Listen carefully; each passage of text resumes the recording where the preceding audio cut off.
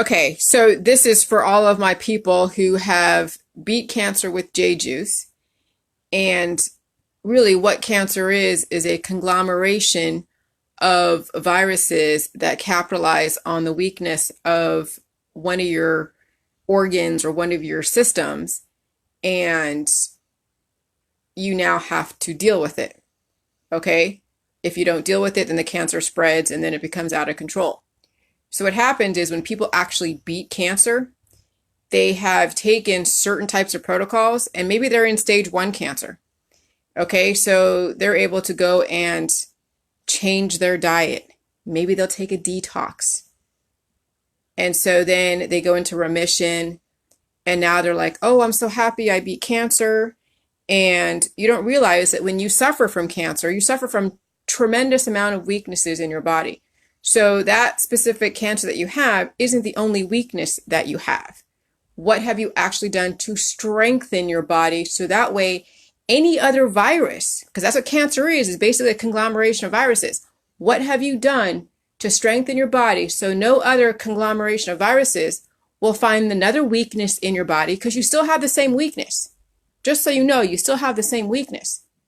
And so then what's going to happen is then maybe a couple of years later, you'll have a different cancer, or you'll trigger some other chronic illness or autoimmune disorder, and now you have to go more aggressive. Okay? You'll have to be more aggressive. You'll have to do chemotherapy because now the cancer has come back, or it's a new cancer because it found a new weakness in your body. See, some of you that are on my protocol that have reversed their cancers, you're slacking. You're like, oh, okay, I beat cancer. Now I'm going to go smoke some pot and do whatever and pretend like I'm not going to die because I'll have J juice. I'm sorry, but you really need to up your intake because these viruses and our society is that much more aggressive, and it is more aggressive every year. And so it's going to capitalize on more of the weaknesses that you have sustained. Hey, I see you, honey.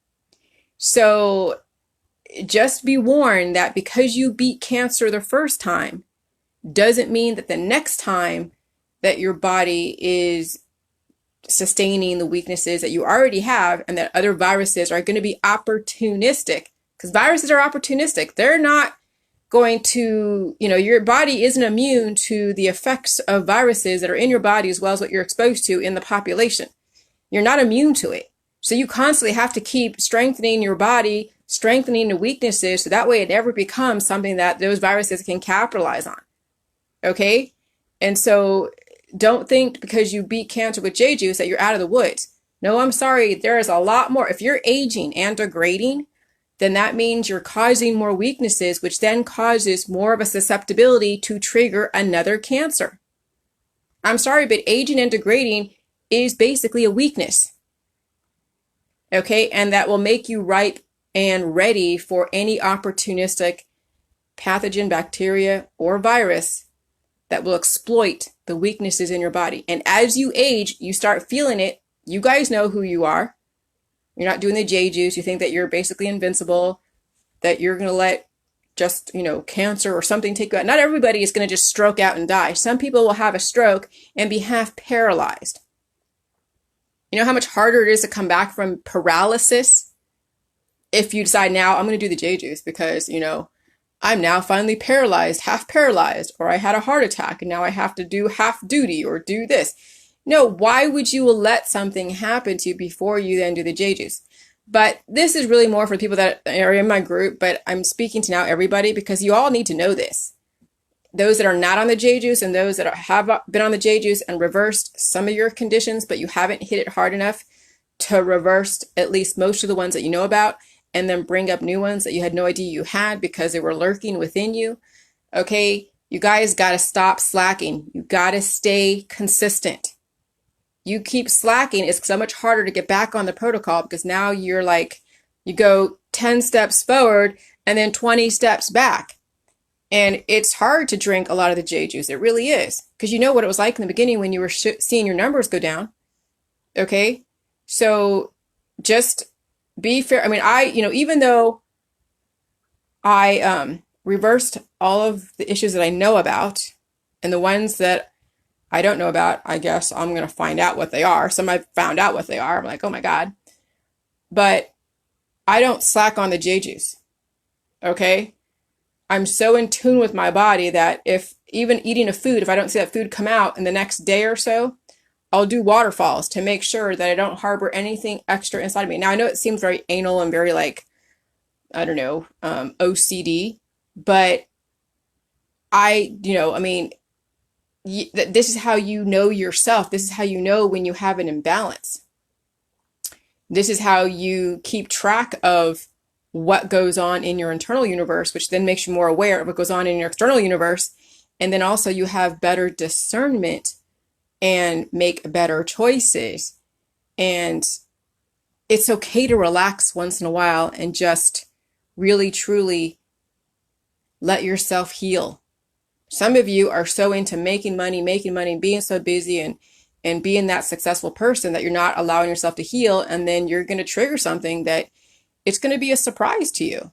That's why, I mean, I can live on very little. Okay. I'm a minimalist. I can wear the same outfits every single day, every year. I don't care. I don't eat that much. I don't really want for that much. Not that I have nothing to aspire to, but I know that my goals are to be able to get this out to the major population. And so I'm working on that. I'm working on my speeches. I'm working on how to present this in a short amount of time where I'm not belaboring every single point. And so I'm not in any hurry. Though, my husband, he makes good money, thank God. And even if he only worked half time, we could still live on what it is that, well, he has hobbies that he needs to basically, fund. So that's fine. That's his hobbies. But if he didn't have all of his hobbies and he was more of a chill person and wants to stay at home and not rip and run and have all these things that he wants to spend money on, we could live very, very comfortably and he wouldn't have to work so hard to pay for all of his hobbies. But that's on him. But really on my end, I don't really cost that much. When you think about it, my dog doesn't have to go to the vet. She doesn't have to get any vet medication. We don't need to go to the doctors to get checkups. We don't have to buy any prescription meds. We're not buying junk food every single day. I'm not looking to go out to eat every single day. I mean, I don't really have a desire to go to the movies. Maybe I'll go to the fair every so often. So I have a very minimalist attitude, which means that I don't really spend too much money, which means that I'm in it for the long haul.